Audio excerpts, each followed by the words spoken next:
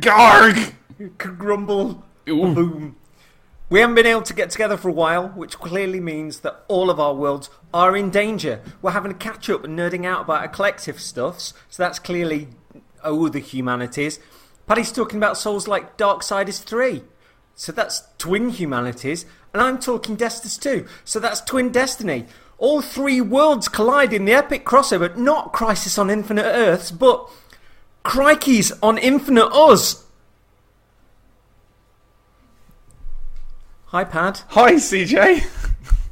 Well, that was a bit of bombast to start things. I was enjoying that. Thanks. I was just letting you do your thing. You wrote a fun thing, and I enjoyed it as always because I never know what you plan for these things, and it always catches me. If you move on to Audible and you enter Twin Humanities, you will get a free audiobook of Crikeys on Infinite Us.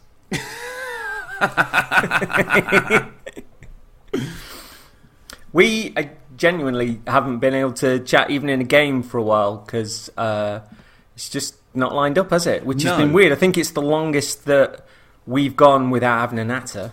I think the gods of scheduling have given us ill favour upon this season. And Shed gods. I've gone outside. I've sacrificed a couple of goats, and they're allowing us a couple of hours. Oh, that reminds me. I've got something in the corner. Just give me 1 minute. Oh my god! Fill in. I don't want to fill in. Is this why I do music? Ba ba ba ba ba ba ba ba ba ba. You gave me a keyword because obviously. Sorry, I gave you a keyword. Did I? You actually did a banner did. come down from the ceiling and it's the word of the day? It was. No, I need to. Because here we go. That's scribbled down. Because obviously I've been playing Destiny 2, and we'll talk about this later on. Mm-hmm. But the names thing. Have you noticed as well that we started bollocking on about AA games, and one of the 10 people that listens to us has gone and told Eurogamer, and now they're doing lots of things about AA games. And we've forever had a bit of a laugh about funny names in games, and now is it Destiny daft names or whatever it is? Oh yeah, Twitter? there was a friggin' I saw this the other day. It was like, oh, look at these funny names. Like, where were you 4 years ago? Which one of you is it? Yeah, who did it? Who sold us out? Yeah, we'll do like a Jane Silent Bob Strikes Back or whatever it is. And we'll just go to all the people that slag us off on the internet. But it'll be the people that listen. Like, hi, is it you? Did you speak to IGN, Jeremy Greer? That's it, we've done it. We've got him. We'll start with the worst and move upwards. There we go, complete in one trip. We've done it. There we go. So, do you want to go first, or do you want me to go first? Which thing should we do? Do you know what? You can go first. Okay. And wait, you have to do the intro for the show that you're doing, but you have to do a sing version of it. Nah, we've already. You can't beat that intro. I thought I've been all in with that intro. True, but is this under the Oh-The-Humanities? Yeah, no, we'll Ba-na-na-na, ba-na-na-na-na. Now you can do it. I will never listen to that music without thinking of Pat. Remember to play the banana music at the start. Do you remember the lyrics that we made up once that we never actually did? I do, because I sing them in my head a lot. Paddy and CJ here to talk to you. Yeah, what is it? Twin Humanities presents Oh-The-Humanities. Paddy and CJ here to tell you about all the stuff and things that they like. CJ and Paddy here to tell you about stuff and things and all of that jazz. If this is your first episode, I'm so sorry. Welcome to In-Joke Town.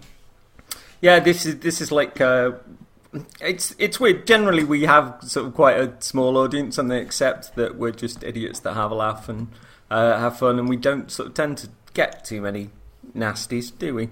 No, we've been all right. It's all right. Yeah, thanks for not. One of you 10. Yeah, except one of you 10. Jeremy.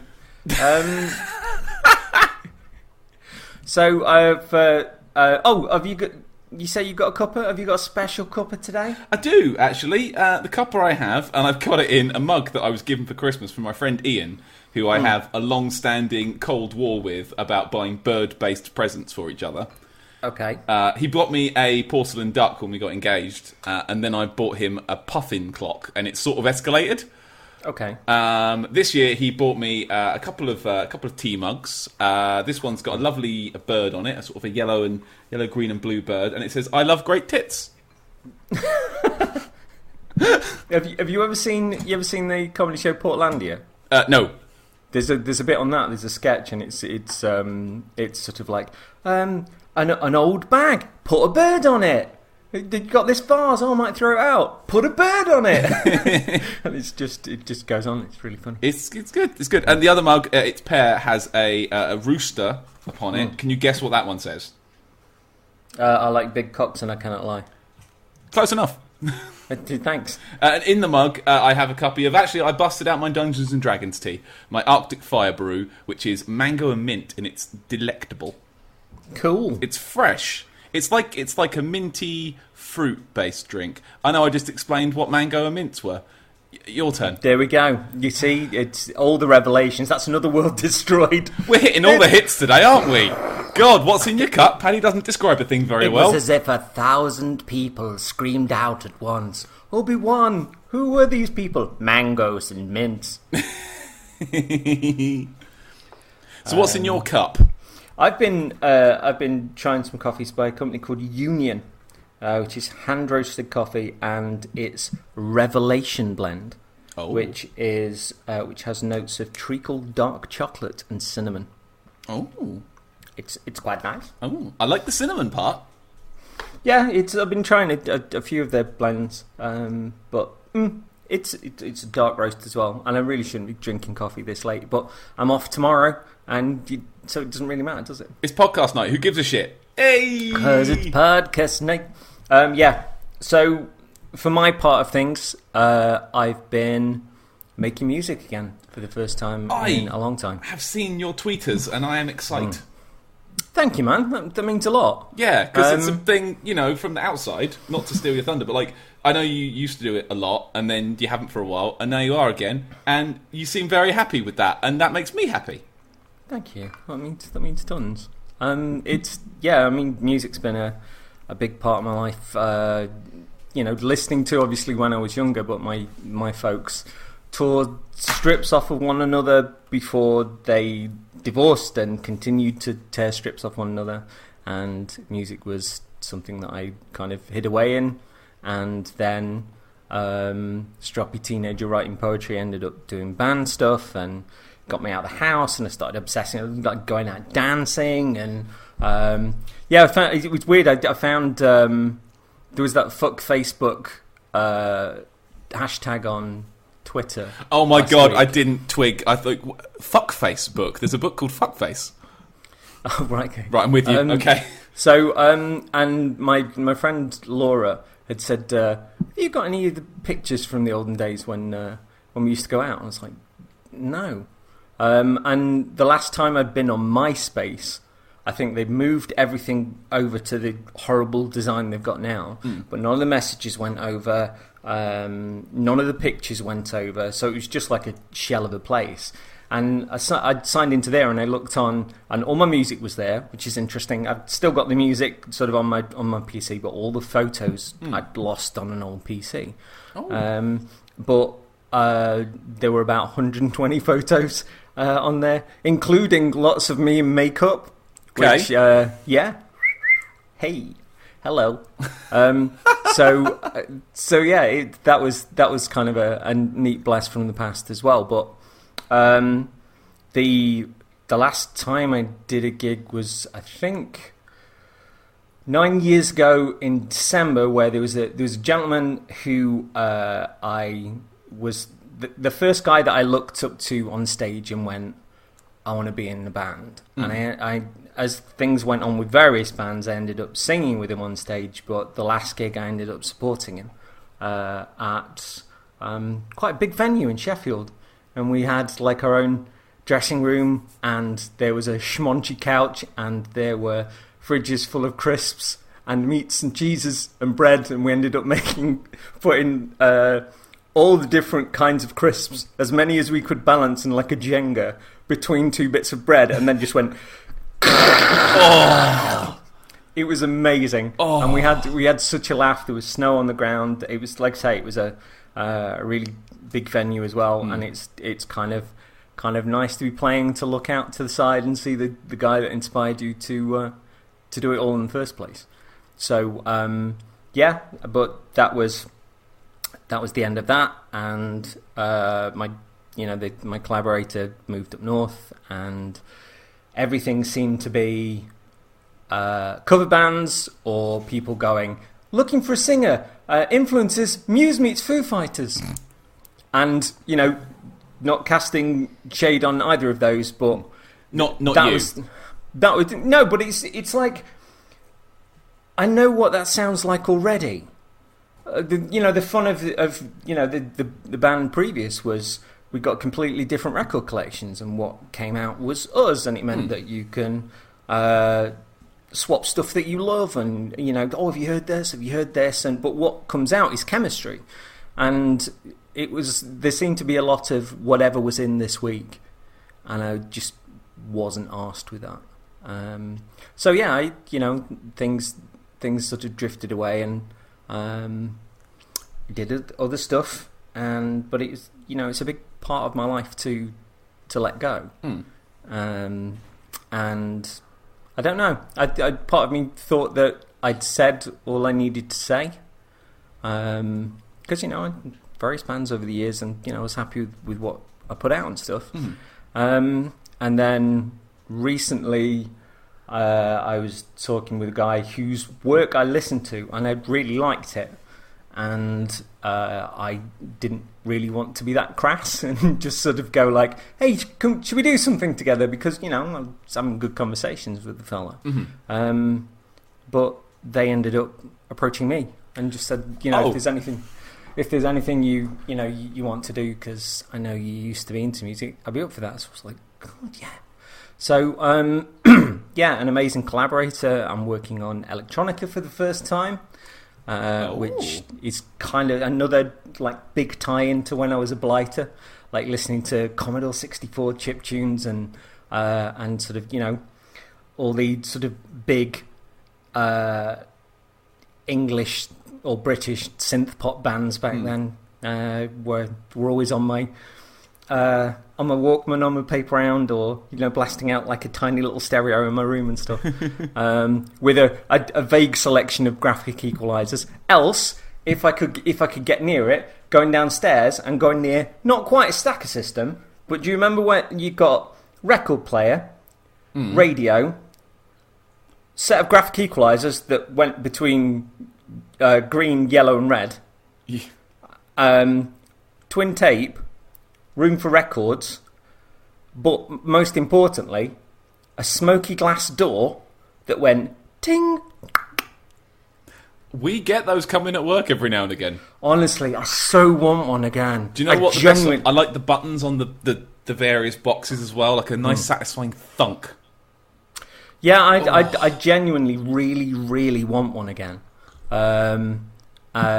And I think there's a sort of second-hand shop just down the street that occasionally gets some stuff in, but not what I want. Like, I genuinely want something like that, or I don't know. You'll know it when you see it, won't you? We've got the same. We're looking out for a Resident Evil typewriter, and we'll know it when we see it. We've seen many typewriters, but we'd like a Resident Evil one, just to have on a table to look at. Do you know what I mean? Yeah. Well, I'll keep an eye out down here then, and maybe. Well, next time that you are sort of firing up here, if you do get one of those big stack systems in, just bring it up. I'll stick it in my duffel. Happy. Yeah. Do so. So with the music we've been making, we started a sort of 3-minute tester to see if we like one another, and there was a bit of something there. We went on to do something much longer and far weirder, and there was really something there. And then something quirky popped in my head, which I will tell you privately afterwards. Okay. Because I'm not quite ready to reveal it to the world yet, but it will be in a couple of weeks. But yeah, so something sort of quirky popped in, and we set a deadline. Wait, are you putting the music in Death Stranding? That's exactly what it is. Shit, I'll have to bleep this section. Hang on. Yeah, I'm doing it. I'm writing a note down. I'm writing a note, and I'm going to refer to that note later in the editing process. It's fine. It's fine. Nobody will notice. Hideo killed the radio. Which I think was a picture that I did back when we met on the Polygon forums, and I thought it was really funny, and nobody got it. Anyway, so yeah, me and Kojima, hey. Oh, Kojima, they don't believe ya. We do share a lot of connections, because I joked to you before, like, oh, he's putting out things about how much he loves the movie Life Force. Oh, and he's just bought a statue for Kamen Rider Amazons. You know, if we met him, I might be his favourite twin humanity. Don't even. You were like, I will salute him and I will call him boss, and it will be fine, and he will be my new dad. And then he'll be like, oh God, somebody else is talking about Metal Gear. Let's talk about Life Force, CJ. And I'll be like, you alright? Do you know what? There was one time when when Kojima was kind of visiting a lot of studios before he started working on his own stuff. He went to Guildford, which is where Laura's parents are, and there was a shot of him at Guildford train station. It's like, I've been at that train station. If I had gone to visit Laura that week, I might have met Kojima at the Guildford train station. I probably would have passed out and cried. That would have been... I would not have been okay. Yeah. And then he was like, we're going to go to Brighton. It's like, could I get on a train to Brighton just on the off chance that I could bump into Kojima on accident? Just scouring for I didn't. It's a bit stalker at that point. Yeah. But still, probably necessary. As long as I was hiding in a box, I think he'd probably think it was funny. Don't worry, I won't tell him. Okay, I'll bleep this bit out as well. I'm going to edit this bit out. No, you're not. It's good. In case Kojima's listening. Was it you, Kojima? Did you sell us out to IGN? Yeah, 11 listeners, never mind that. We're up to 11.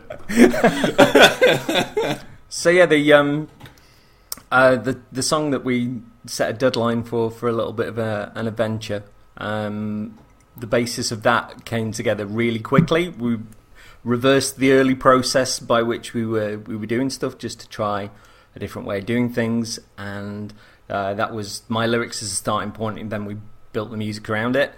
And we fired that back and forth between us for a while, and I think we're about 90% there with the mix as it stands.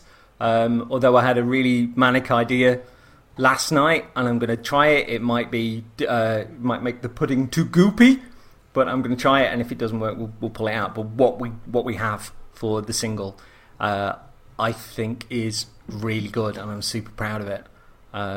So really excited to put it out. But even beyond the songwriting, there's an extra kick in my step. There's sort of sparklers in my heart. Feeling music force its way back in has been really emotional, honestly. I put out a tweet earlier. I was like, I'm thinking about music 100% of the time. Yeah, and I am, genuinely am.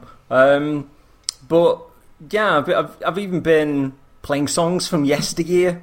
The sort of the ones that infused me or defined me, and sometimes it can be, oh, I haven't heard that album for ages. Oh, they've remastered it. Oh, that's kind of cool. Let's have a listen to that. And then just the instantaneous memory of how a song hit you years and years ago, and you don't really know until like that first note kicks in. And yeah, I guess I've been much more emotional about listening to music. I mean, even in those 9 years since I made stuff, I didn't really listen to bands anymore. I certainly didn't go to gigs because it just hurt too much. And so to be opening myself up like that, it genuinely feels amazing. And you know, I've always been an emotional animal, and in times gone by, making music itself felt like a superpower. This sort of funnel for all life was throwing at me, and trying to make sense of it, not just in terms of writing the song, but understanding the underlying moments, the subtext beyond it. There's this favourite Grant Morrison quote that I fell in love with in that regard, which is, the alchemical transformation of hurt and loss into joy and wonder. And that's been out of my life for the last 9 years, and I realised how much a part of me It really is. So Man. So yeah, I started thinking about the journey back, because even before this, this opportunity came around, I think the seeds of falling in love with music again had started to kick in. And I will say part of the journey there, I think, was definitely that Christmas show that we put out, the Game of the Year show. Oh my god, that was so much fun. Because in that one, I got to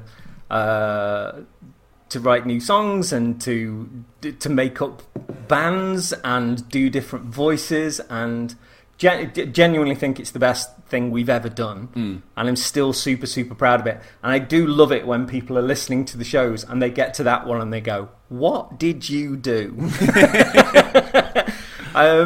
So yeah, that's definitely part of the mix. I think that's definitely in the soup. But I'd say the first one, gentleman that I've mentioned on the show before, a guy called Matt Gray, did a series of albums called Reformation. He was a hero of mine from back in the Commodore 64 days, and he returned via a Kickstarter and was remaking his own and others' work from back then. Reformation 1 was 5 albums of remakes. 5 That's albums. a lot of albums. Yeah, and they were astonishing, and I think he maybe took on too much with stretch goals and all that sort of other stuff, but the quality level is through the stratosphere. It's great. I remember when I first heard about it, and I heard about it late for Reformation 1, I cried at the 2 preview songs on Kickstarter, because they took me back to that point as a kid of listening to Commodore 64 stuff, and those were my Beatles, those composers, and early on they didn't even have sort of music software. They were composing and then programming that in. And yeah, I love that stuff. So having that link between then and the modern day with Matt's sort of supercharged sound system was just great. Like, really reverential to the original stuff, but it had got like an extra kick to it. Reformation 2 was 2 and a bit albums. Reformation 3 is next year, and there's been an EP of new songs since then too. Yeah, so there's sort of connected to that. There's also a gentleman by the name of Tiasu, who I heard on Soul Streamer Gendenice's stream, and I think she was slapping Cyril on at that point in a no weapon run. What? And just yeah, what? Just talking to everybody and being really nice and having Tiasu's stuff play in the background, and literally just taking Cyril on down, sliding all over his floor and giving him the odd slap. But yeah, Tiasu does kind of very sort of Sid Chip type saws are in his works as well. And the stuff that she was playing was a crossover with a gent called Big Nick, an album called Trainwreck, which is sensational. So that gave me the super shivers, and I was like, Jen, what is this? Yeah, there's a gentleman as well who presents the early CJ Getting Up for early work show on BBC Six Music, who plays the most eclectic mix on the channel. Is a guy called Chris Hawkins. You can hear anything on that show, literally anything. You might go from Pantera to Wham within the space of 2 songs. Nice. Or yeah, and he, there's massive contrasts, and he gives a spotlight to new artists. Now Chris is a DJ I've come to appreciate more and more as time's gone on, and it was Chris that introduced me to a band called Moona.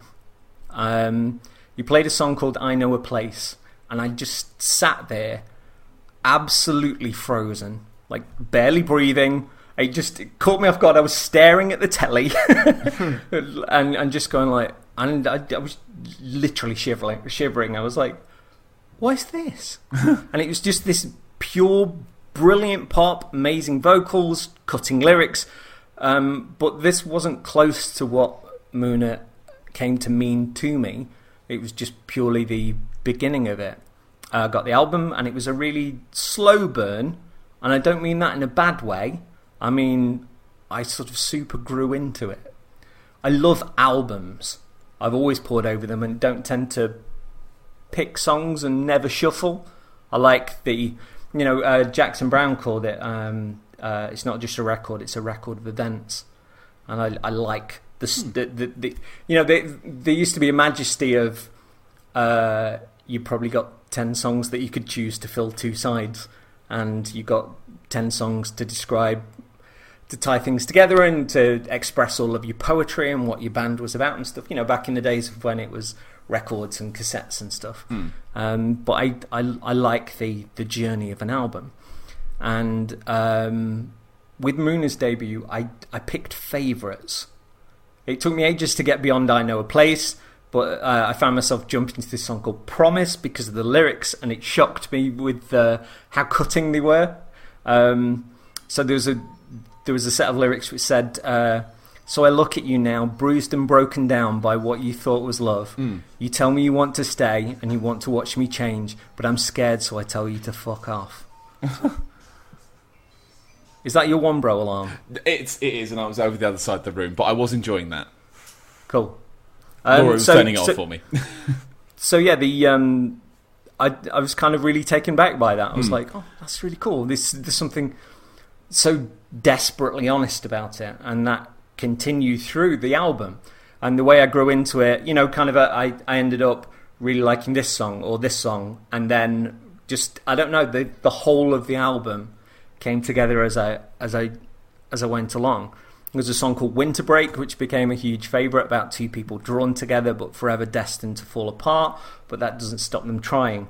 And there's this bit in the centre which is just so eloquent, which is, it's magnetic, isn't it? The sense of something underneath the surface, when you're laying on thin ice, just a little bit masochistic, a tentative ellipsis, the parting of your lips and the ache in your eyes, and I think I'm going to kiss you. Fuck off!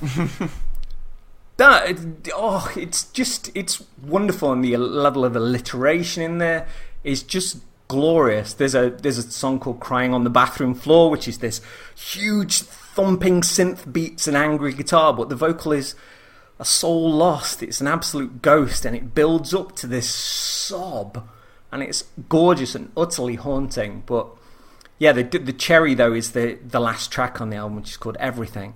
Again, a heart lost, but diving into the sort of pathetic nature that most artists tend not to bear. Like that level of you've got nothing to lose.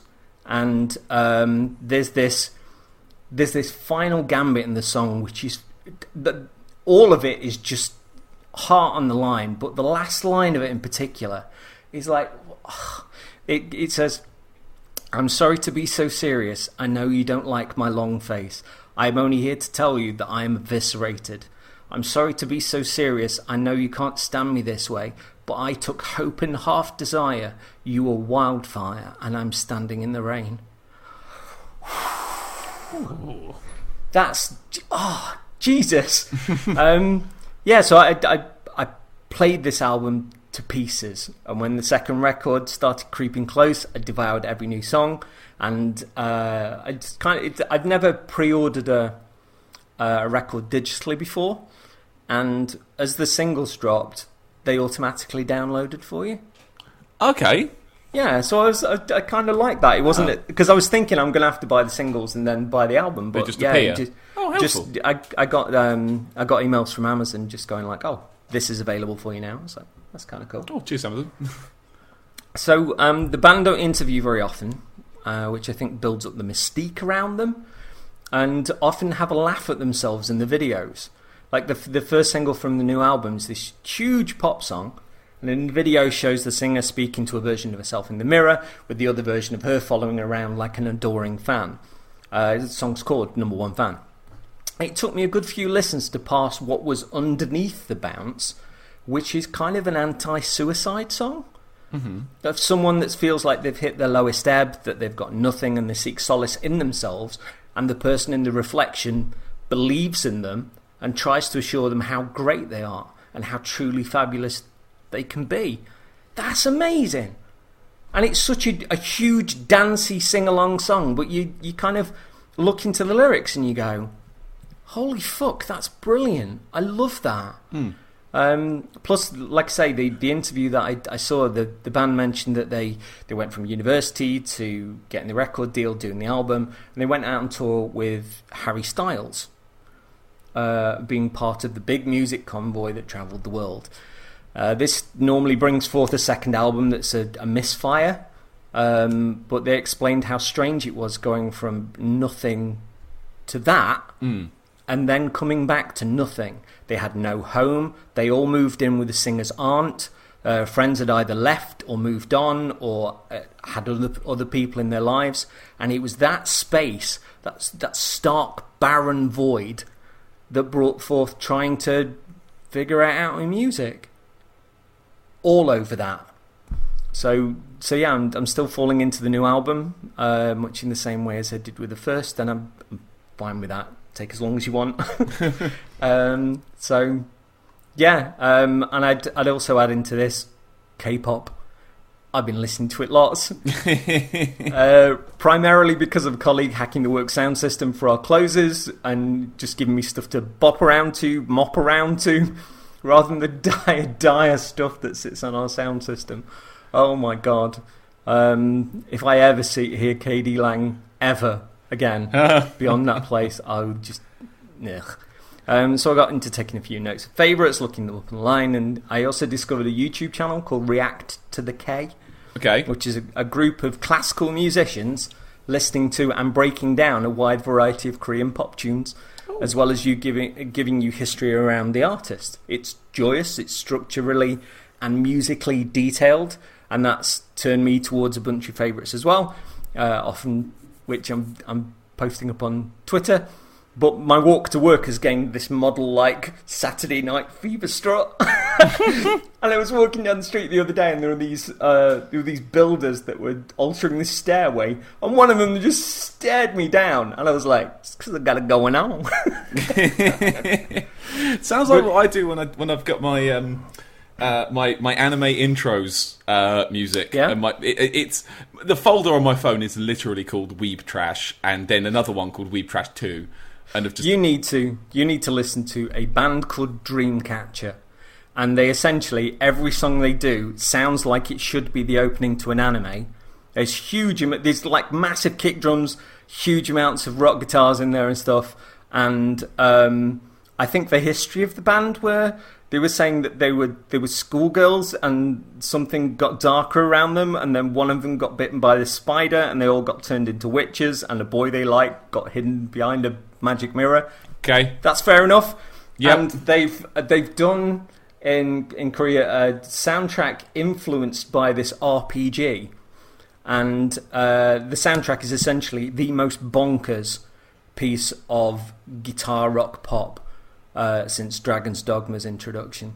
It's mad. Ooh. Yeah. But yeah, they're really good, and they're super heavy. But if you imagine like super heavy guitars and loads of kick drums, but huge harmonies and also amazing dance routines, and it sounds like the intro to every anime that you've never seen. They're really good. But you'll like them. But I like that. I like music get bouncy. I like Laura's loves. I quite like them too. Man on a mission. Man with a mission. Man on a mission. Okay, I'm not familiar. They do so many anime intros, but they all just wear wolf heads all the time. Every single video, they've always got the wolf heads on, and it's just good, bouncy, fun. Just big songs, just really big songs, and it's a good car album to stick on, and just sort of just driving around town, just going hey now, just all the way around. It's really good. I think you'd like it. That's the sort of thing you're digging at the minute. I think you might get a lot out of that as well. There was something quirky that I saw with a band called Akmu, who are really good, and it's a brother and sister, and she's got the most amazing voice. And he raps a little bit, but he sort of sings kind of an octave or so lower than her, but they're beautiful. But they did it's like very acoustic-y pop type stuff. And they did a preview for the new album, which had got sort of little swatches of the songs that were on the album, and you see them making the videos and stuff.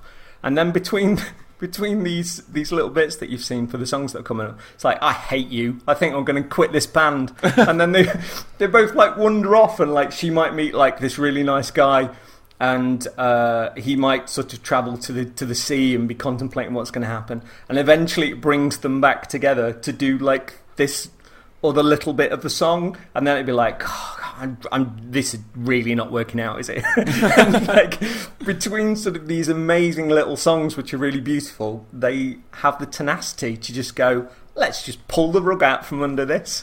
And it's super watchable, and it's like this little 25-minute preview of an album that's not all wonderment. It tends to make you go, oh, that's really quirky, and you can tell that they're having fun with it, but they act it like dead straight. It's really good. Nice. But yeah, so that's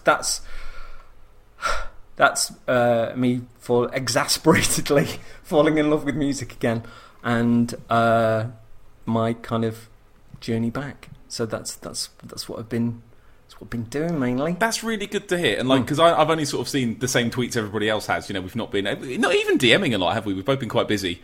Like, you free this week? Nah. Like, okay. Yeah. And it's nice to hear the journey, I guess. And sort of see behind the curtain of what's been going on. And I know who the other guy is, and I'm excited. So he's super talented. But I don't think anybody's kind of expecting what's coming. Well, hang on, here's the thing, because I know what you're like, so I'm adjusting my expectations, so I'll probably get it bang on. Because I know what you're like for surprises, which means if I'm expecting something, it won't be that. I mean, I don't want to be like, that's the greatest thing, but I genuinely, it's lighting a fire under me. And a couple of days ago, the latest mix came back, and I was listening and going, oh, fuck, it's nearly all there. It's all there. There was literally like, I want to move this to this ear. I need to bring that back up a bit, and it was the slightest sort of notes. But I was listening to it and just getting like super giddy. Also, you know, the project that we're doing is pretty neat. I think we've got digital distribution on iTunes and stuff. Got a bit of advice on the marketing coming in as well. So and all of those BBC Six Music DJs, because the musical landscape has changed quite a lot in 9 years. And whereas in the last band we were told by an A&R guy that we were he really liked us, but he would have no idea how to sell us, which was kind of a compliment and a punch in the stomach at the same time. Yeah, but bit of backhand. I kind of think that, I don't know, I really want to run at it because I'm super proud and I'm super excited, and I just think of it all day, every day. And even in the quieter moments at work, I'm kind of thinking about mixes, and I'm thinking about lyrics, and I could do this. So yeah, and obviously I don't want you to be one of the first people to hear it anyway. But, yeah, I did. Dead excited, man. Seriously, dead excited. Sorry if that was like a super ramble, but it feels like a lamp has been lit in my chest again. The way that I thought of it when I was listening to music the other day. I was listening to an old Eurythmics album, funnily enough, and it's literally like there's this locked chest in the place where my heart should be, and it's as if the lock's been broken and the clasp has been flicked, and it's open again. It feels like a version of me I've not seen in a decade, and that, you know, obviously you know me better than most people, and the things that have happened in the last 5 years especially, so to kind of have this extra expanse in my lungs and you know, strut in my walk, and to be creating, and for my mind to be in there, I can't begin to tell you how much it means to have that back in my life again. That is amazing. I'm so happy for you, man. Seriously. Thank you. It's amazing. I love you lots. You're on fire, my friend. It's the coffee. Shouldn't have been drinking it this late So at yeah, night. apologies if that was a little bit. I kind of purposely sort of shut up for a while there because it's just fun listening to you talk about things you like. Yeah, thanks. Yeah. So tell me, news me up on you stuff. Well, okay, well, we'll take a divert while we're here then, while we're on the subject of creation a bit. Because I kind of feel like we'll do an update on how the One Bro's going. Mm-hmm. Let's squeeze it in here. The dun, dun, dun, dun, dun. That's the Twin Humanities music. Via some sort of small terrier that you've turned into a puppet. There's a French horn in there somewhere, and I can't find it. Did you see that footage on Twitter of that dog that was like jumping up and down in a box? Yes. Yeah, it's literally that. You could put that over it. Yep. Yeah. Just a happy little dog. So yeah, in the same way as like you've been on fire with yours, like I'm feeling a bit like that with the One Bro stuff at the moment. Like because I'm now so deep in the asshole of the hard bit. Every boss, every area, every bit now is a slog. Not a slog. It's a larger mountain to jump than usual. Like it's a. Sucks. Thanks, Laura. Hi, Laura. CJ says hi. Hi. She says Love hi. you lots. He says he loves you lots. Oh, I love you more. Whee! Great. I'm just gonna leave. Fuck it. Welcome to One Humanity. No, so I've each bit now because I think I've done pretty well blasting through most of the game. Like I've not been hung up on anything for too long. There's been a couple of times when I've had to stop and go and do a montage video when I just couldn't do it. The early one was the Executioner Chariot, the big horse, which for some reason I just couldn't get my head around it. Couldn't do it. Whereas now we're hitting those kind of late game bosses, and it's every single one is taking a couple of hours. Like they're not easy. You can't just bullshit your way through them. You've got to actually start playing smart each time. So because of that, I'm playing a lot more. I'm clearing out entire areas now to make the runs easier. Oftentimes I'll find out if I'm doing a run and then I'll do a boss and then I'll die. If the run was long, it's like, right, well, we'll stop recording there. I'm going to go clear this level out because I've beaten it once. Everybody's seen me beat the level. That's fine. I'm going to go clear this shit out. And then next time we can just do the boss a few times because nobody wants to watch you do the level 18 times because that's boring. So, I'm playing more, I'm dying a lot more. But it means I'm having to come up with more ideas for videos and stuff, like more montages, like last time. The later half of the first One Bro series is where, I think where I did my best work with it. Like, I remember you saying that you've learned some tips and tricks. Tips and tricks. Yeah. But I think the more you do something like that, the more that you find it easier to express your creativity because it's not as if it's like, well, how do I do that? I can't do that. You just think like, I think I can figure out a way how to do that. Yeah. And do you know what? I've got there's a doc on my phone, like a note that's got just a lot of song titles in it. Just a lot of song titles, like things I've heard, like, oh, that could work for something. That could work for something. Click. I've ticked a few of them off. I have been referring to the sheet. The first notable one was when I did Dart Lurker, and I definitely crossed off Andrew WK's Get Ready to Die. I knew that was going to come up at some point, and I'm so glad it came at such a triumphant point. Again, like when I did Fume Night, which everyone who's watched it now will know. Maybe you won't know, but you'll know that I had a bad time. Altogether, I think, including the ones that I did sort of live on camera, I think it took me somewhere in the region of 175 attempts. Over 4 nights, over about 8 or 7 hours of like quiet recording quietly by myself time, but also the time before. So we're probably talking 8 hours total of just doing it and doing it and doing it and not getting any better and doing it. So here's what I did. I knew Fume Night was going to take a while before I even got there. So I started thinking of song ideas way in advance. I wrote and then recorded the Metallica bit, the Fuel song I did, give me fume, give me fire, give me just another try. Oof. I had that recorded and done. Then I went and did this. Halfway through, after about 3 hours worth of this, about a night and a half, I was thinking, I think I need another song. Like, I don't think I'm going to fit this all into one video. Like, this is silly. Like, this doesn't work anymore. So then I had to come up with a whole second idea, which I'm glad I did. And I was at work, and we have, speaking of radio stations, we have Absolute Radio, digital station on at work, which is remarkably cool to listen to because they don't repeat anything during the day, so it takes a lot longer to get sick of the same songs.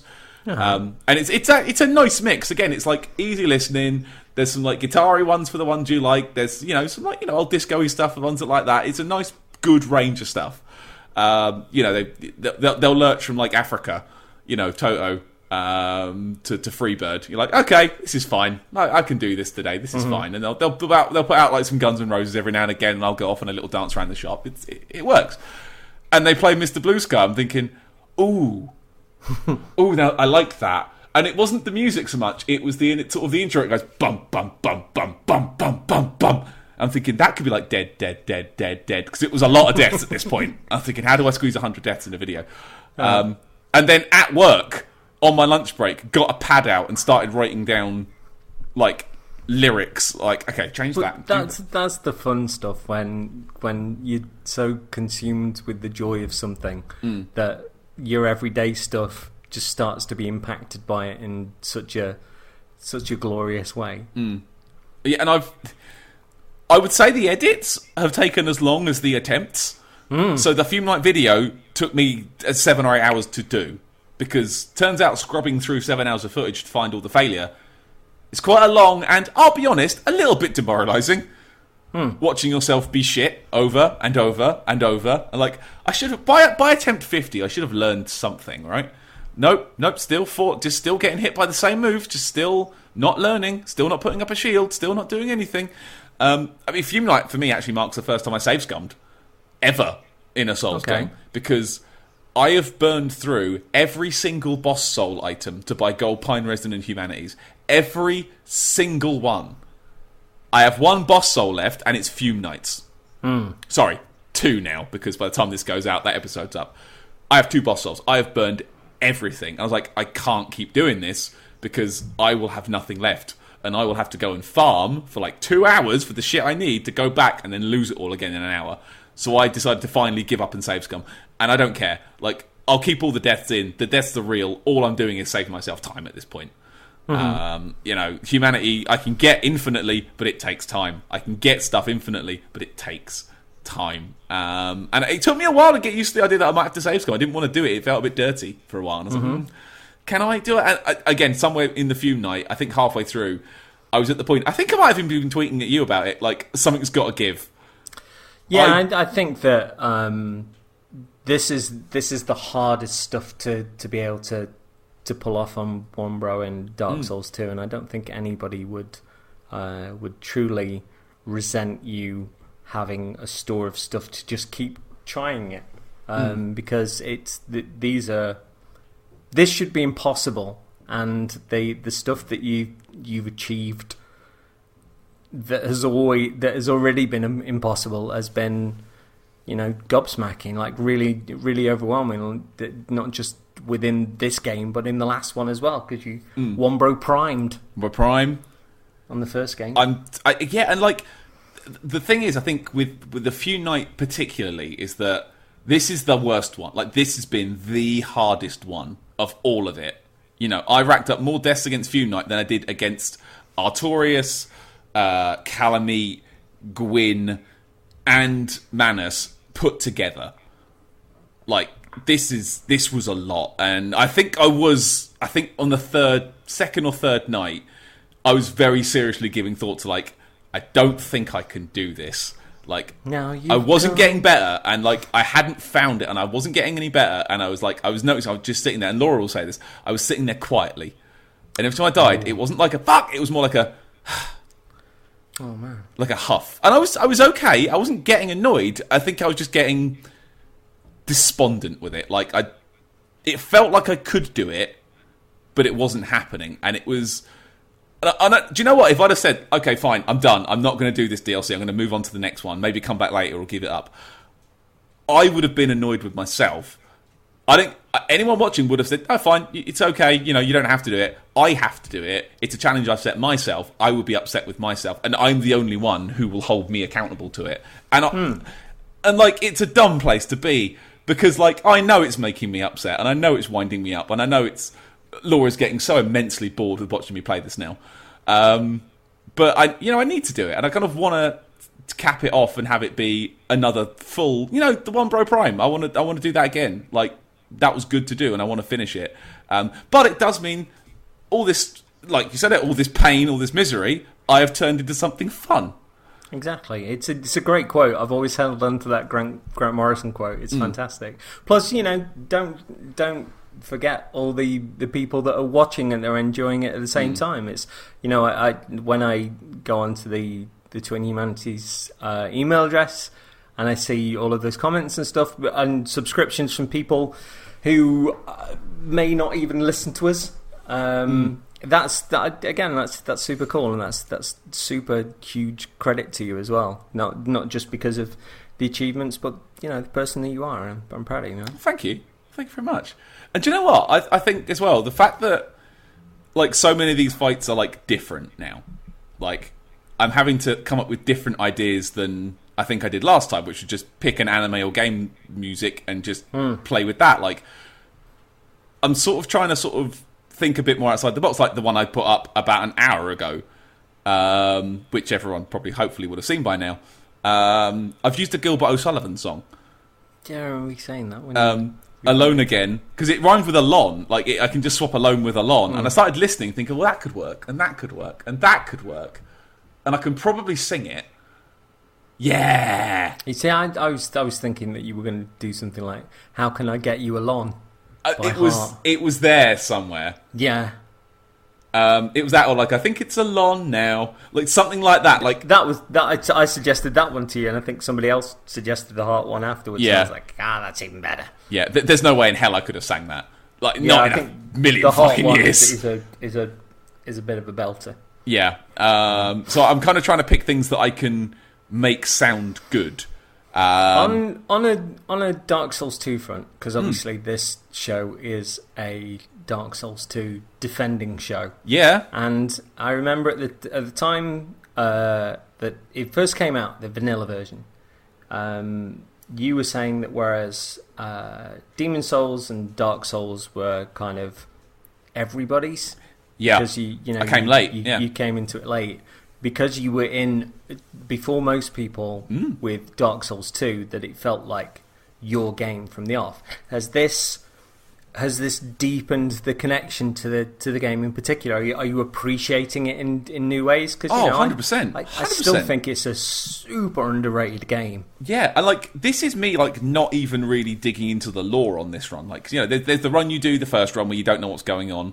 And then there's the second run you do where you read all the descriptions and you listen to you listen to Gary and Cole and you understand what's actually happening. And you have the revelations and you look things up yourself. I mean, we've had our own ones. We've been chatting away and things have come up. I still remember when we talked about Petrus. And you were but that was you'd never heard that bit. No, bastard. He's evil. And ever since then, I can't look at him the same. It fucks you up. I like putting these things together. But I mean, this has been a complete non-lore event. Laura's been asking a few questions, so we've been chatting a few things up. But this has more been about, because it's more about the gameplay challenge. It's been about that this time rather than an understanding of that part of the game.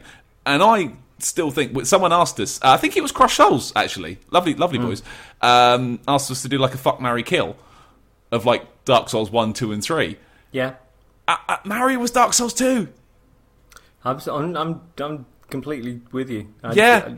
I genuinely adore it, and I think that in 10 years' time there's going to be think pieces on Dark Souls 2 where people go, hold on a minute, this is really good.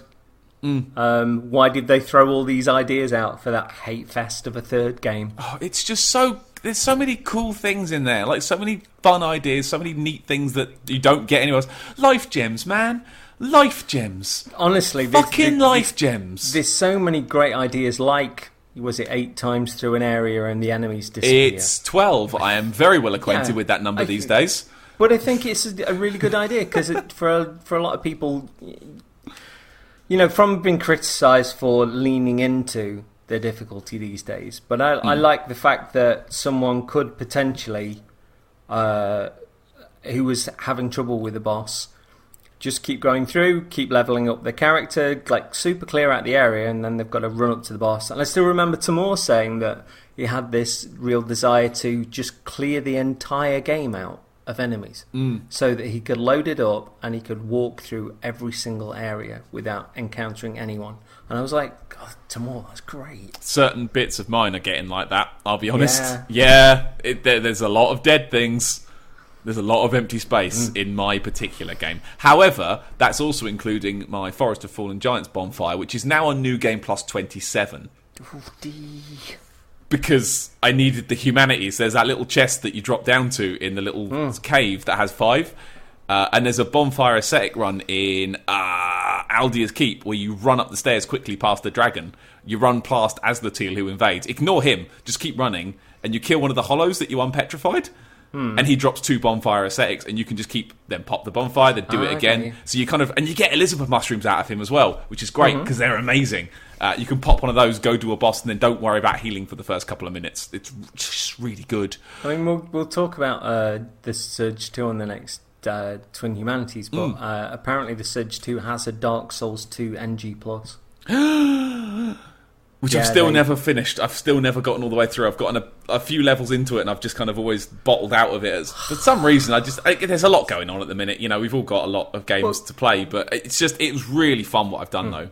Yeah, we're going to go into that and Greedfall on the next Twin Humanities. That's the next big show. But yeah, no, for me, it's going to be good, though. I'm looking forward to it. But it's because we've both been busy with other stuff and we've not really had time to connect that much. The other side of that is having games that can just entertain within the downtime that we've got. And sometimes I'd rather fall into a Greedfall and a Surge 2 on a day off, or a day when I've not had late shifts going into early shifts. I've not got that tumble. I can super appreciate what's there. Yeah. And another game that can entertain in the meantime with no slight to put against it is a kind of cool thing. That's good. That's good segue. Because I have one of those. Because I had this exact internal mental conversation. In the space of about 10 seconds, I had this conversation. I loaded up the other night. Again, as people know, I've had a busy couple of months. We've moved house, baby's coming. Stuff's going on. How is stuff with baby? Because I thought that's what you were going to tell me about. Oh, games are more important, aren't they? No. Yeah, but I still care to know. I've not talked to you for a while, baby is just under 4 weeks away at this point. I know, right? That close? Yeah, it's trolleyed along. It doesn't feel like it's trolleyed along. It feels like it's taken 9 years. Mind you, with it being the you and Kojima connection, just pop it straight in that bottle, attach it. If this baby comes out on November the 8th, I think we have to call her Kojima. The face that Laura has just given me has turned me to stone. Or you could have a baby called Mama. Yeah. I'm glad you didn't hear that one. So yeah, no, we've had plasterers in. We've been getting the back room sorted. We're getting windows changed. We've got electrical stuff done. We've moved in and there's a lot needs doing, and we'd rather get it done now while we've still got a few quid left in the bank from when we saved up for the move. So it's like, right, just get it done now. So we're getting close on that stuff now. Ideally, we want to have it all done, painted and done before the baby gets here. Real world might not happen, but we're at the point now where any day the baby could appear. Due date is the 15th. We're recording here on the 18th of October, so we've got about just under a month to go. But Laura was 4 weeks early as well, so it could be any time. Could be any time. So I've got my rotor in place at work, which is if I get the phone call from Laura or I'm at home, I will phone whoever's at work. I'll say, "Yo, you're in tomorrow. Bye," and then I'm out. Do you know what I was saying this earlier as well? I want to be at work and get a phone call while I'm at work. I really want that I don't want to just be sitting on the sofa and then we're like, oh, I think maybe the contraction. I'm like, oh, cool, okay, I guess you want the dun dun dun dun dun dun dun dun. Oh, I don't care. I'm leaping the counter. I'm yelling bye, and I'm running down the road yelling I'm having a baby. Like I'm having that. I don't give a shit. I will make a tit of myself. I don't even care. I'm running home. I'll probably get a taxi. That's pretty better. It's a half an hour walk. That's pretty too much to run. I think you probably ace it if you ran it anyway. So I'll fly on air and probably break my shoes again because I always break my shoes when I run. Not the best. So yeah, we're getting close now. Everything's ready to go. You know, we've got the go bag in the car now. We've got the pram. We've got all the baby bits set up. You know, our main bedroom is full of all of the library at the minute because the library is one of the rooms that's going to get plastered, as is the baby's room. So we've got mountains of shit everywhere. I think once we've got those rooms set up and it's then, you know, ours again, I'm looking forward to that point where we can just relax into it. I mean, we had a week off last week and we got bloody Gloomhaven back out, you know. Yeah, I remember you saying. Favourite board game of last year, probably still favourite board game of this year. And Gloomhaven's still fucking brilliant. It's so clever. Oh my god! And I hope there's a digital version on the PC store. I really hope that they can make it work on a console because I'll buy that again and I'll play that on the TV all night.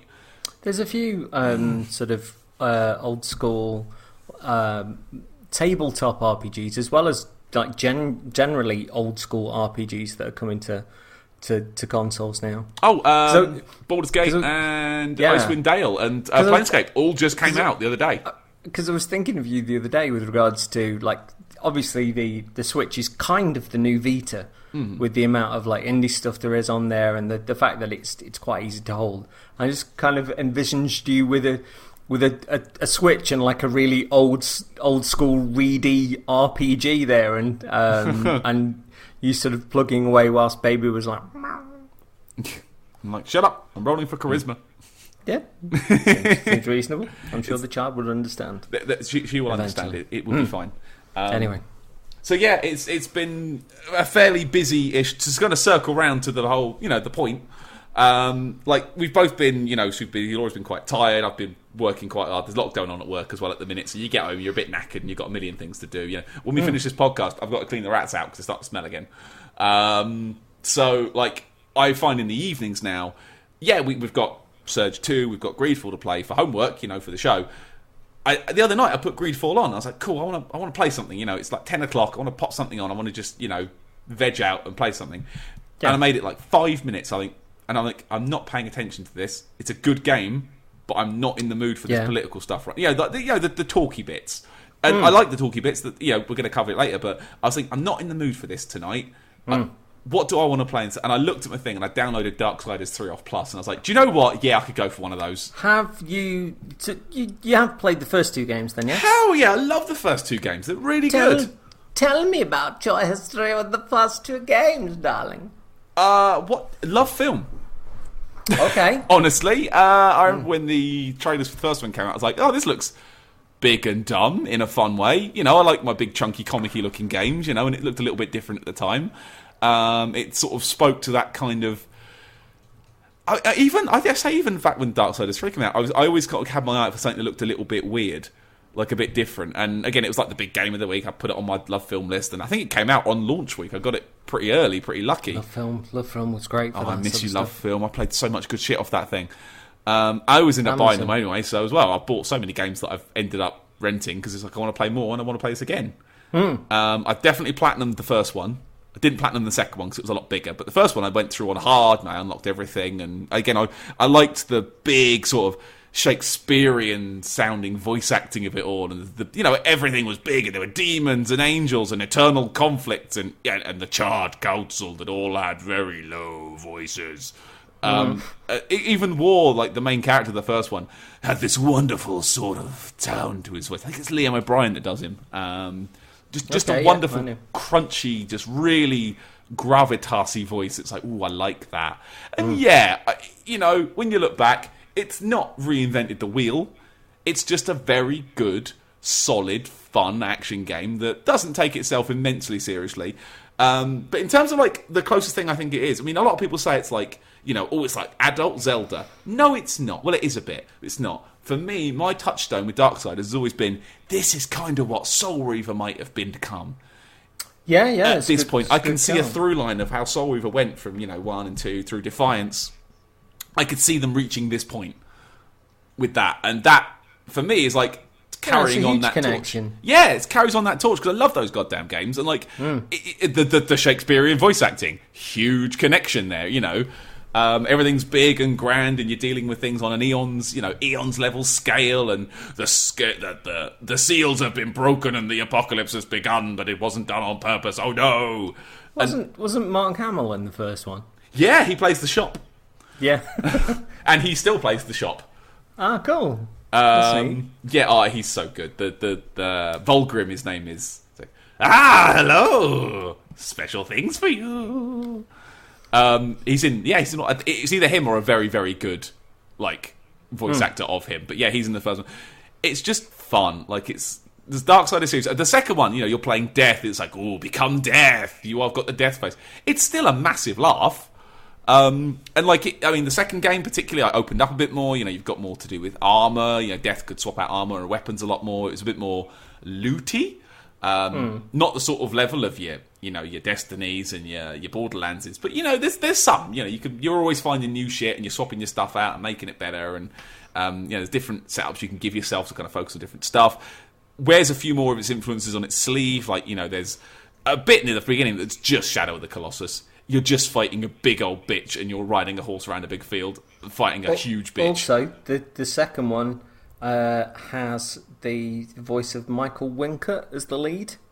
He was the villain in The Crow. Yeah. Again, really, really good voice acting. Again, laying it on thick.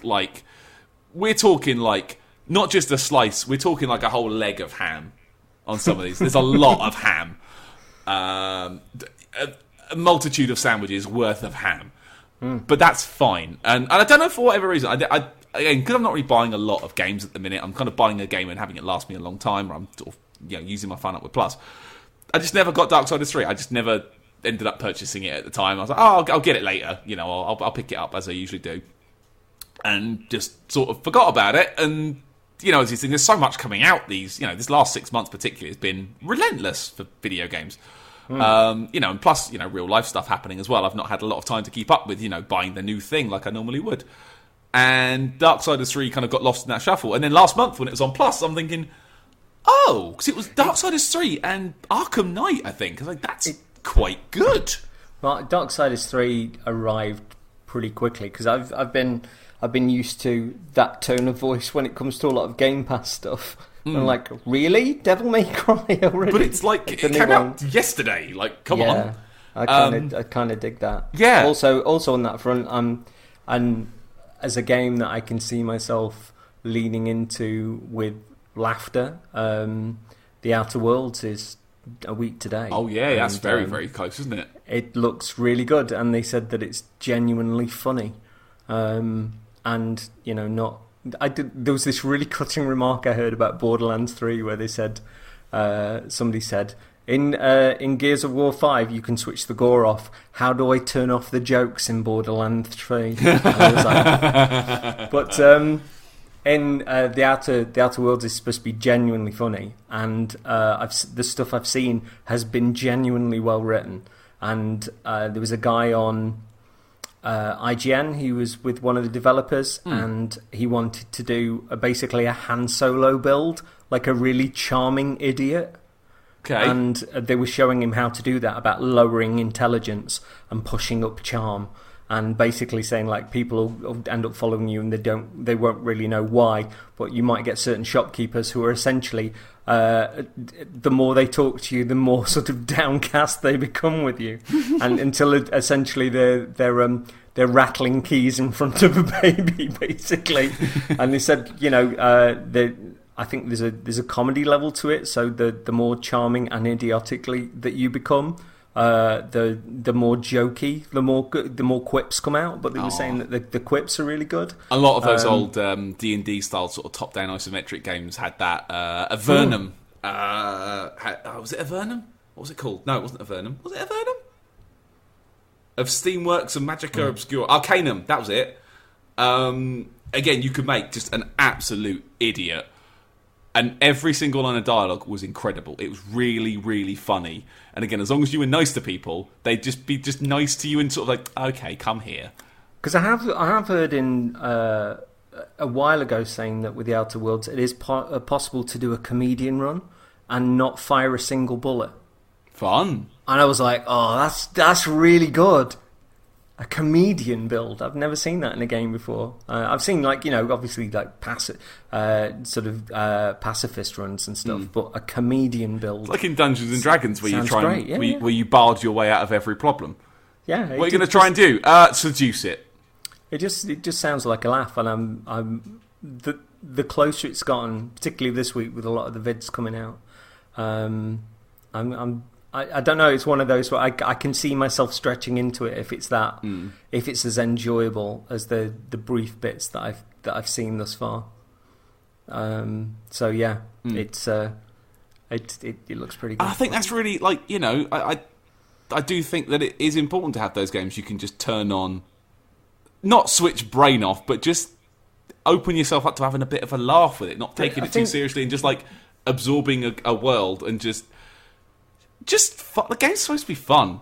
But there's something to be said for being entertained as well. And I know, like, this little clip that I saw with Timur talking to the developers on GameSpot, and they got this guy that sort of wanted to join up with these criminals, and just like pulls out. They were like, "Well, why do you want to join us?" And he just pulls out this piece of paper, and he was like, "This is the reason I would like to join your what is it? Your bunch of rogues stroke big space crime gang stroke."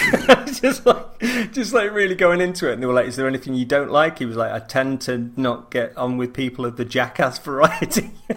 And just the dialogue was fantastic, and the delivery and stuff. And the more I was looking at it, just going, yeah, this sounds kind of cool. And the whole stuff with corporations colonizing the worlds beyond, and maybe if one of them brings you out there and you're running out of bullets, you might only be legally allowed to buy weapons and bullets from the corporation that bring you along. Oh, interesting. And yeah, there's just like some really weird stuff in there, and plus, Obsidian are really cool, and they were kind of fucked over by Bethesda when it came to. Do you remember the review stuff with Fallout New Vegas, where they missed a bonus because of Metacritic?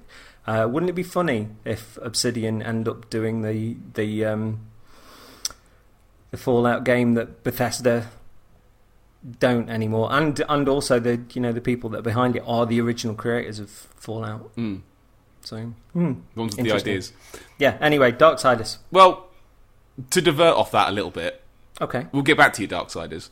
I've also been playing, and we will get back. So I've played this first, so we'll get back to you in a minute, Darksiders. Just to kind of touch on something quickly about something that makes you laugh.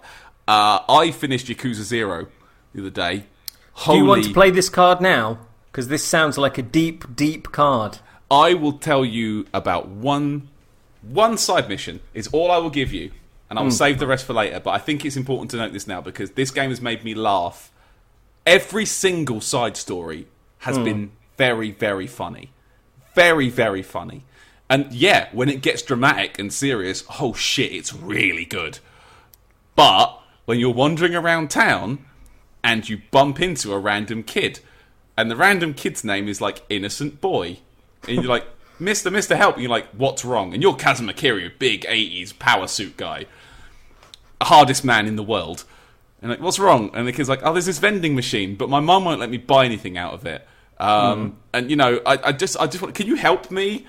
And you're like, okay. And it gives you like a yes or no, like, oh, okay, we'll go do this. And you follow the kid, and he shows you where it is. And it's an adult vending machine that has lots of porn in it, in bags. Oh. And he's like, that's the one I want to go and buy from. Can you help me? And I'm like, nah, that's not really for kids. That's an adult one. And the kid then's like, oh, I knew this would happen. All adults lie. Every time you say you're going to do something, you lie. And then Kiryu has like an internal conversation like, maybe I should help him to restore his faith in adult. And it gives you another choice like, should I help him? Yeah, okay, I'll help him. So you start looking at the machine, and then it's a couple of ladies stood nearby. Nice sort of mumsy looking ladies having a chat. You're like, I don't want to get seen by those ladies. And then you look across the road, and there's some other people also kind of ladies watching. And then you meet the girl who works in your office for your real estate company. It's like, hey, what are you doing here? Like, nothing. And you back off, and you have to basically stealth your way around to the machine without being seen. Otherwise, if they see you, like, what are you doing here? Oh, just going for a walk by, and you walk off like red-faced. You make it. If you make it to the machine, you're like, yeah, made it. Right, I'll just buy this one. So you buy a plastic-wrapped magazine and go back to the boy. And then the boy's like, and then he's like, oh, cool, you got it. And then you have to have another internal decision, like, do I actually give this to the boy? Because this is a 10-year-old. And I've just bought a porn magazine, and it's like, maybe I should like. And if you could say like, I don't think you should have this. Actually, this is a bit grown up for you. And the kid's like, but adults all lie. You're like, adults do all lie. Maybe I do want to restore his faith. And it gives you a final choice. Like, are you sure you really want to give this porn to this kid? And of course, I said yes. You pass it to him. The boy's name changes from innocent boy to sophisticated boy.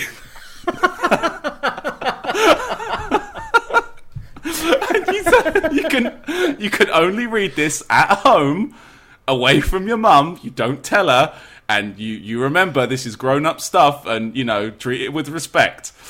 And off the boy goes, and you have a little smug little. I feel good, but did I do the right thing here? As you walk off, the woman from your office. That change. Yeah, and as you walk off, the woman from your office looks at you like, did he just do what I think he just did? Wetting myself laughing at it. It was probably 3 minutes, and it was the switch. The bit that got me was the switch from innocent boy to sophisticated boy. If you weren't paying attention, you wouldn't have noticed it. Was Laura watching it with you? Yeah, Laura saw a bit of this one. It was very, very good. There are more as well, but I will keep them for another day. But yeah, cool. In terms of goofs, I think we've got a longer combo on that one. Much longer, but I thought I had to drop that in because in terms of like entertainment value, it has been worth every fucking penny of what I've done. But to cycle back round to Darksiders, here we are. Thought, I know, I'll put on Darksiders 3, a few nights ago. I feel like something just big and simple and fun, I'm not in the mood for big world. Well, there's a lot of world building in it, but it's world building I can understand without having to, draw a map. And yeah, within 5 minutes, I was just, back in again. Because I think it got a little bit of a. I'm sure if I remember, because there was quite an early preview, and then it got a little bit of a kicking from some regards. The control system is quite different. It's Dark Souls now.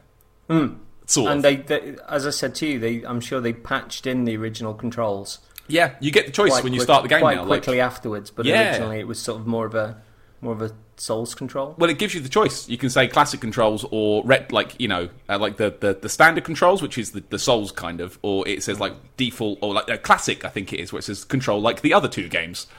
And I thought, do you know what? No, I'm going to play it the way they designed it. I'm going to pick the default where the new combat system, and I like it. I having been Mr. Wombro now, yeah, I'm still getting hit and I'm still dying a bit, but like it's not that bad yet. I don't think I'm as having I said fun. To you, you can tell the devs are fans of the series because they've recently done Remnant. Yeah, exactly. There's definitely which I'd imagine because I was really banging the drum for Revenant, and they've got too much to play at the minute anyway, and not enough time, but.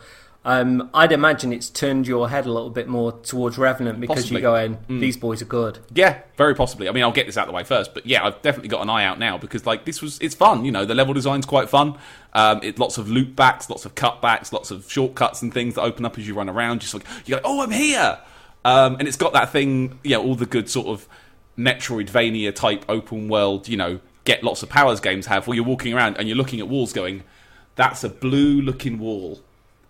Can't do that yet, but if I come back later when I get a blue power, I reckon I can do that. Oh, look over there! There's a green. There's a wind tunnel, just conspicuously in the middle of the area there, just pointing upwards. I wonder. I'll come back later when I've got a wind power, and it's already starting to unfold. I've hit the second area. I've got the lava power now, where you can just stand in lava and it's fine. That's quite fun. The main character, Fury, is really funny as well. The new female watcher that flies around with you and sort of provides colour commentary as well, which is pretty silly. Fury is impatient and impulsive and sort of vicious, but like with a smirk to it. There's like when you first meet her, she's sort of sitting there on her own in this big empty sort of desert, and our horse comes up and she's like, Rampage, if I didn't love you so much, I'd kill you to end my boredom. And then like, oh wait, has the apocalypse started? Yes! Like it's that sort of I'm having a lot of fun, like exploring, picking up new powers. Like again, the upgrade system is basically Souls. You find the odd new sort of the new what they call like enhancements where you can plug them into your powers and make them better in different ways. So you can sort of choose your build almost. So you can focus more on damage or health regen or wrath damage, which is where you do your big magical boom attacks. It's just fun. It's big. It's chunky. It's got that sort of late PS2, early PS3 era feel to it, where everything is kind of chonky. You've got nice wall grabs and lock-on mechanics and stuff that are just, things where you collect 3 swords and stick them in a hole. And at one point, Fury even says, 3 swords? Really? Always 3 doors, 3 keys, 3 columns, 3 swords. And then your watcher's like, what do you mean? It's just, I just don't like it when the creators are lazy. Okay. Compared to Liam O'Brien and Michael Wincott, how is Cissy Jones in the lead? She's very good. She's not quite as full-on sort of Shakespearean, but it's enough in there that you get a flavour of it. So she fits in with everybody else, but she's definitely a bit more, what's the word I'm looking for? Impulsive, I would say. A little bit more reckless, a little bit more, ha ha! I will slay you, monster! Like, she's having fun. And I think you can definitely tell the voice cast are all having a big laugh with it as well. She's a busy lady as well, looking by her IMDb. She's done lots. I will look at that later because I have no idea. But yeah, as far as like a popcorn game goes, like something I can just put on, just have a big laugh with, it's perfect right now. I can do a couple of hours, I can do half an hour here, half an hour there, there's a big room with a big puzzle. I've got to somehow use my new flame power to make that web catch on fire, but by the time that web gets to the other end and it's fire, and it'll act like that, but how do I get that over? Oh, what if I throw the bug over there? And then you sort of doing those puzzle solving, but also with using your powers. It's clever. In the same way, I think that Guacamelee, your combat abilities fuel the platforming as well. It's the same thing. Like a lot of your abilities, like you've got a double jump, but when you get the fire palette, it becomes like a super boost jump, but also sets things on fire. You're like, well, okay, I can use that to do that, and then I can go over there and do the swing and throw the bug, and then hooray! And then I solved the puzzle, and that was a lot of words that probably made no sense. But also, that's how your brain puts it together.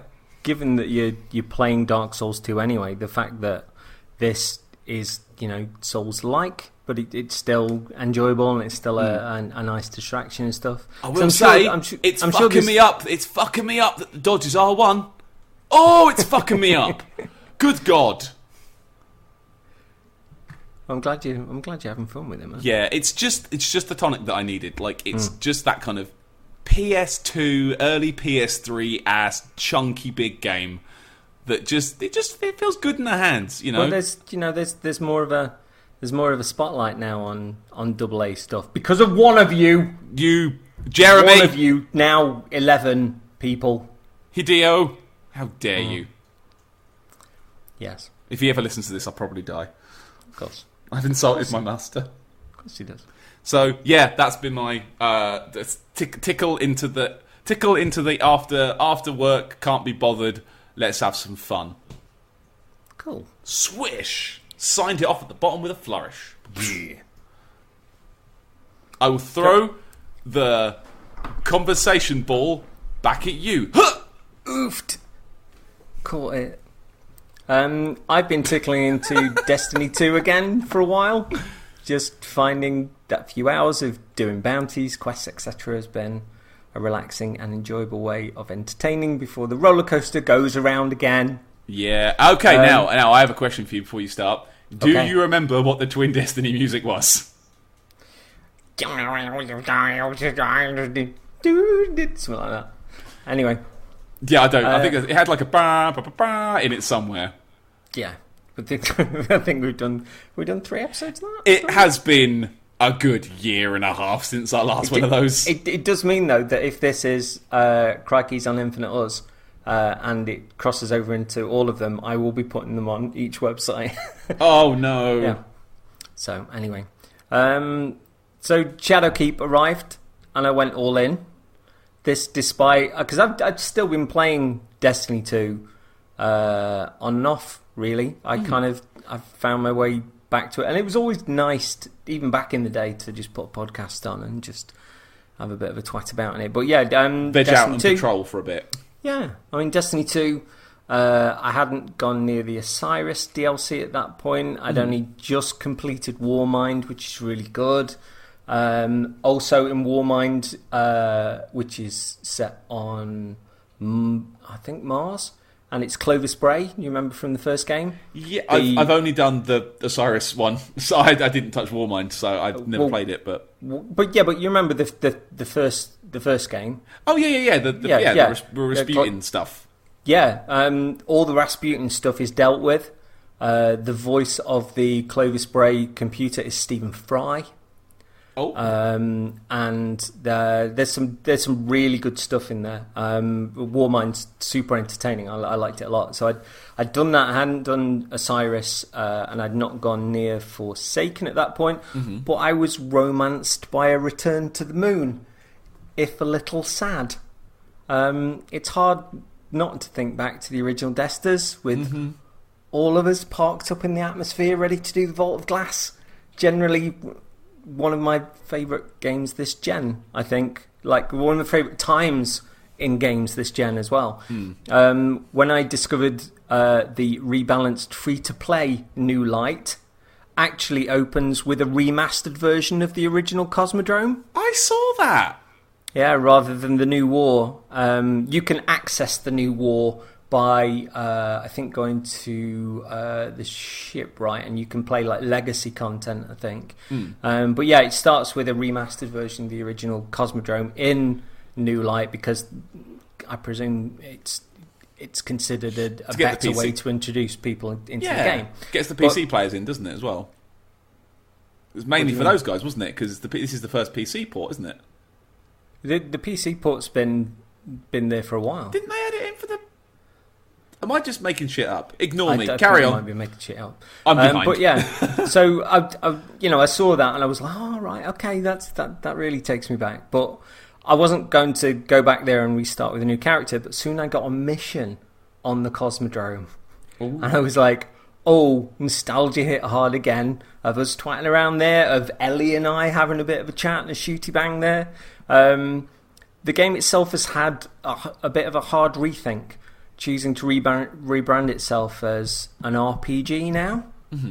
There's a return to the stats of original Destas. Weapons and armors can be modded and rebalanced now to whatever you want them to be. Shadowkeep alone is £30 and includes the new Battle Pass, working like Dauntless did, and I presume Fortnite did before that. Hitting a new level gives you materials, engrams, weapons, armour, emotes, etc. £50 gives you everything from the previous year's expansions as well, all the raids, bounties, bonus armour, and access to the Black Armoury. So I was like, 20 quid, all right then. So I really went all in for Shadowkeep. The moon is massive and it's terrifying, and yes, there are similarities to the original one from Destas, but whereas, there are certain locations in Destiny 2, like IO, where you go, there's not really a lot here. It's quite a lonely place. Literally, there's a war going on the moon. It is terrifying. Like I've only really sort of nudged into it a little bit. It's nice to see Eris Morn again. Is it like you say? Is it like when when you first sort of warp in on the Taken King and you sort of crash into the side of the ship and there's just always a fight happening? I literally think Lord of the Rings when I say war. Oh, okay.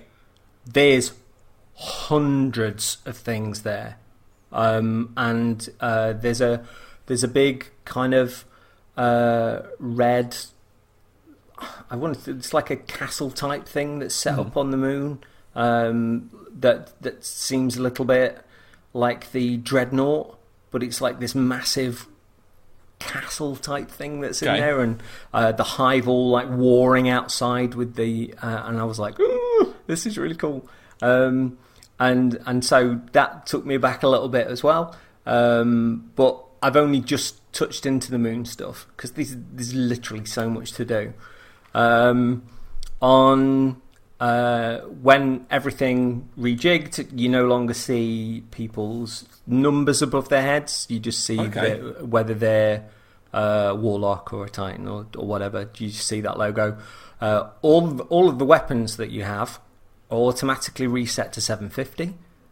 So everybody gets a starting point of 750 now. Mm-hmm. So it's not as if, my mate's starting new light. Oh, maybe in a couple of months he can play with us. No, mate. You're ready to build up from there. Yeah, I suppose that's a concession to, I suppose, getting everyone in, but also not warping all the old players back to zero. It kind of brings everyone up to the same level, doesn't it? Yeah, it seemed levels the playing field. It seemed considered rather than it just being like, let's get everybody on board. There's a soft cap of 900 available, which you can then build up to 960. You now have a finisher. So when you are shooting an enemy, when their health gets down low, this little magnolia circle that appears above their heads, and you walk up to them and you click the right stick in and you do a wrestle. Yes. And the first one that comes as a default is kind of like a flat palm, like kung fu punch to the chin that you do, and you can do it on bosses as well. And often, you'll get little bounties that'll be like, do multiple finishes on bosses and things. But as I got further into the battle pass, I unlocked the Belgian flying kick. What? Yeah. So I've got that in there now, and it's kind of neat. So also, from what I can tell, like Destiny seems to have switched on the lore again in a good way. Oh yeah, I heard this somewhere. And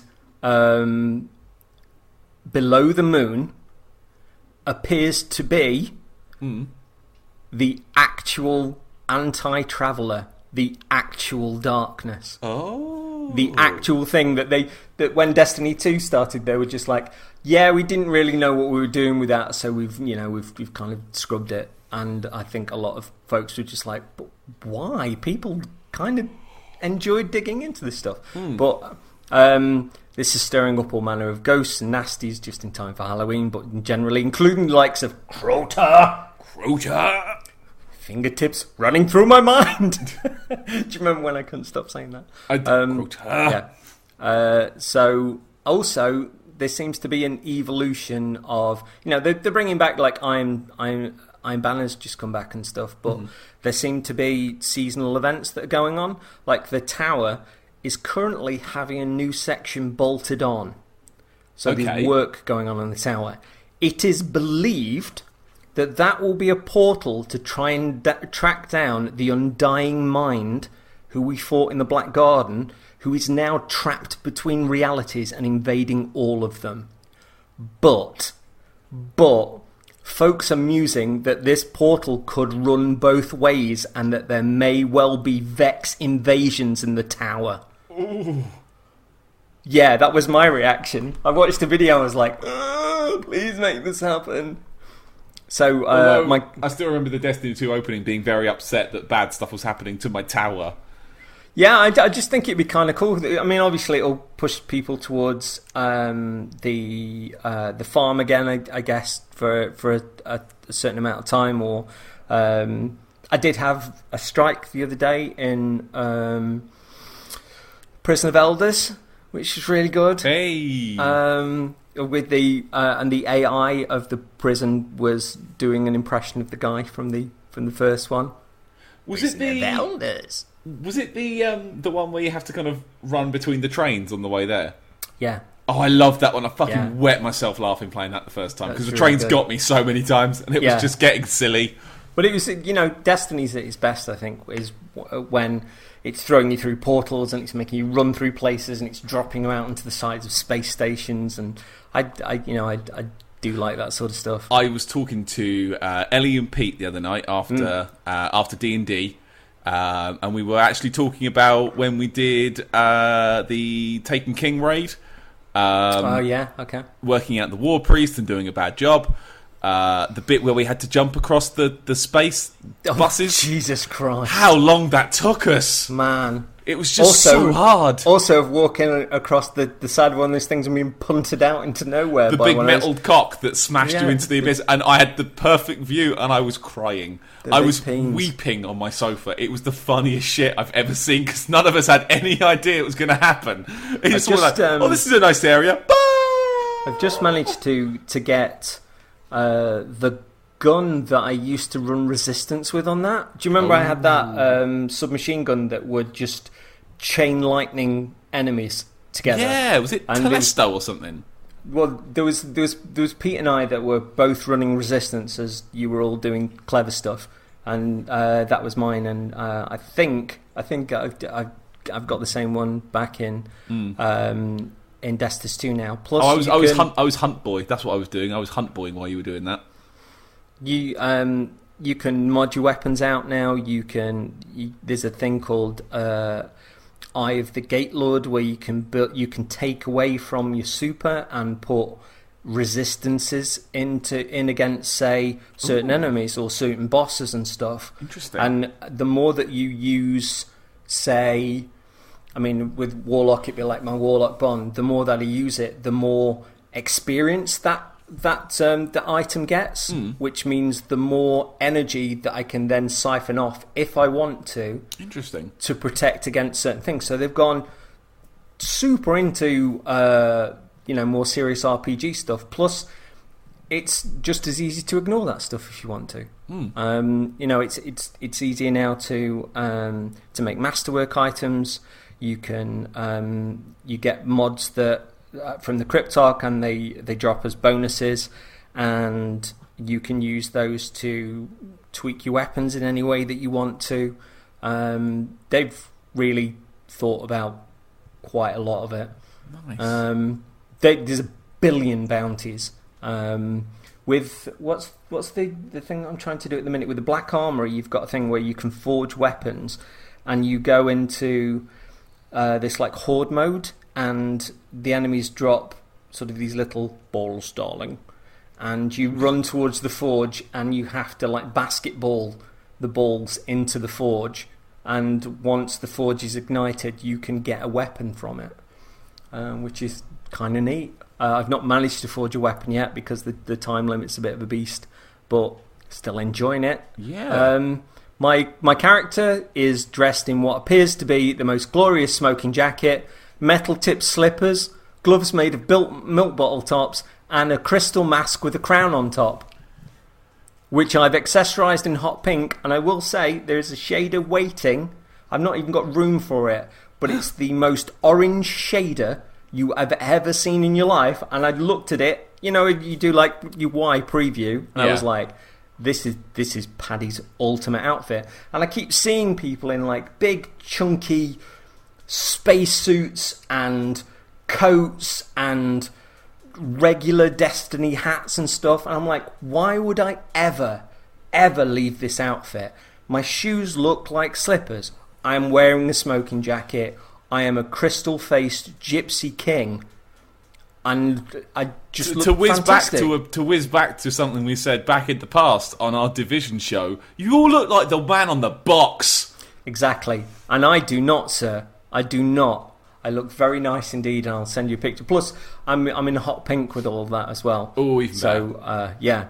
I'm not tempted to change it. Maybe the colour at times, I guess, but I've been flitting through loads of weapons for quests, bounties, etc. I know what it's like when you find that outfit you like. Do you remember my hunter outfit in the snowy one that the snowy DLC, where I found like what looked like just a badass leather jacket. So I had a cool scarf and a cool leather jacket. I'm like, oh, why would I ever change this? I'm like Space Han Solo right now. But I remember how you were leaning out of even applying shaders at a certain point. You were just like, well, what's the point? And then there's a certain point where we came into game and I was like, somebody's had a change of heart. Yeah. I see you've become orange. So I've got tons to do. I'm in no rush. I will say, on the downside, there is currently a cup of tea emote where you pour a vector teapot into a cup and have a little drinking. Hey! Ban this sick filth. So going back to our normal thing about great names, I have noticed some of these down. Obviously, there's a few god tiers in here as well. Some are just quite funny. Some will make you angry because you've not thought of them. But there's some fantastic ones. The one I had to run across to the other side of the room to get when you reminded me was Evil Goat Shed. It's pretty good. It is really good. But the other day I was on with Portsmouth Ray. Oh! Yeah? I know him. I don't. Dirty Minty Badger. The dirty makes it better. It might be Minty Dirty Badger, I don't know, but it's still good. This one will make you angry because I don't know why I hadn't thought of this, because it's great. Sam Handwich. Oh, fuck you. This one I saw on a stream, a Monster Hunter stream, and I had to put this in. This will bother you a great deal. Tea, as in TEA, your favourite drink. T-Rex. That's pretty good. No, WREKZ. Oh, no. Oh, there it is. There's the drop. There's the reveal. The prestige. Yeah. This one's really good. I took your kidney.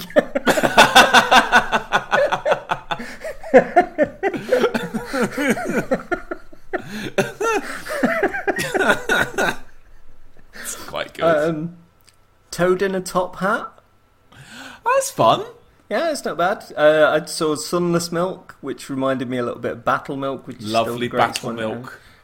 And I was looking on. This was all on the same screen. I was looking. I was like, oh, there's a few names here. Sunless Milk, that's all right. Spooky the Ghost, that's kind of all right. But then I realised the one that I'd saved it off for, the Willy Bandit.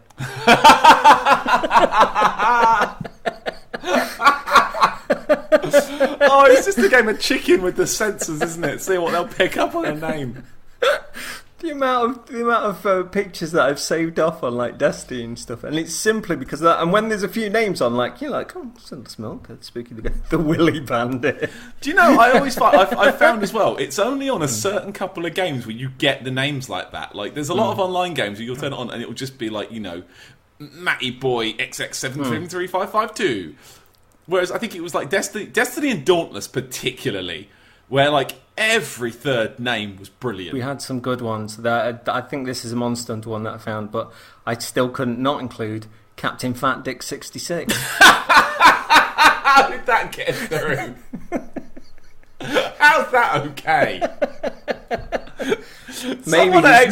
Maybe his name is Richard. He owns a boat. He has trouble with carbs. Wow. Someone at Xbox's name checking system is not doing their job. Now this one I had to reread a few times, and I'm not going to say it properly, and it might be better if I said it in Scottish, but it still entertained me. Go on. Damn schmuck magoob. What? Yeah. So the names are still funny, but the Willy Bandit may well be my favourite. I do like Minty Dirty Badger. I took your kidney as genius, and Evil Goat Shed.